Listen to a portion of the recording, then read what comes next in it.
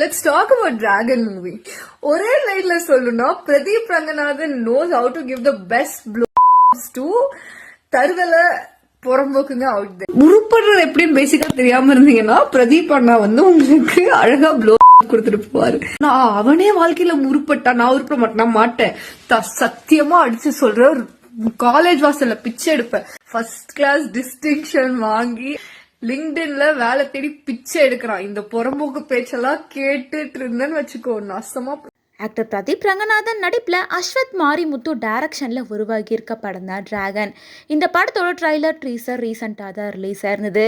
மேலும் படம் வர பிப்ரவரி 21 தியேட்டரில் ரிலீஸ் ஆக இருக்கு. மேலும் படத்தோட ப்ரமோஷன் ஈவெண்ட் எல்லாம் ஒரு பக்கம் ரொம்ப பிஸியாகவே நடந்துட்டு இருக்கு. இந்த நிலையில் சினிமா ரசிகை ஒருத்தவங்க படத்தை பற்றி வச்சு செஞ்சுட்டாங்க. தற்போது இந்த வீடியோ தான் சோஷியல் மீடியாலையும் ட்ரெண்ட் ஆகிட்டு இருக்கு. அந்த ரசிகை என்ன சொல்லியிருக்காங்கன்னா, புறம்போக்கு தருதலைகளாக சுற்றிட்டு இருக்க பசங்களுக்கு தீனி போட்டிருக்காரு பிரதீப் ரங்கநாதன்.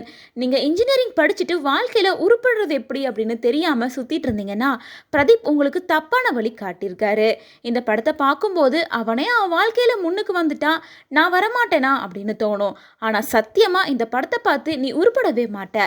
காலேஜ் வாசலில் பிச்சை தான் எடுப்ப. ஃபர்ஸ்ட் கிளாஸில் டிஸ்டிங்ஷன் வாங்கி அதுக்கும் மேலே டேட்டா சயின்ஸ் அதுக்கும் மேலே படித்தவனே வேலை தேடி பிச்சை எடுக்கிறான். இந்த பிரதீப் ரங்கநாதன் மாதிரி புறம்போக்கு பேச்செல்லாம் கேட்டுக்கிட்டு இருந்தா நாசமா தான் போவீங்க அப்படின்னு பேசியிருக்காங்க.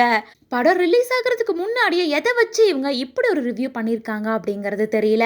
மேபி ட்ரைலர் டீசர் பார்த்துட்டு பேசியிருக்கலாம். அவங்க பேசின விதம் ஆபாசமாக இருந்தாலும் சொன்ன விஷயம் சரியாக தான் இருக்கு.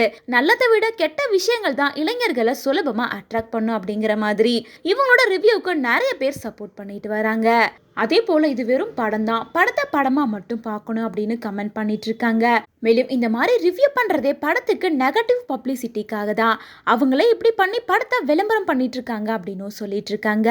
மேலும் இதை பற்றி உங்களோட கருத்துக்கள் என்ன அப்படிங்கிறத கமெண்ட்ஸ் மூலமாக ஷேர் பண்ணுங்க.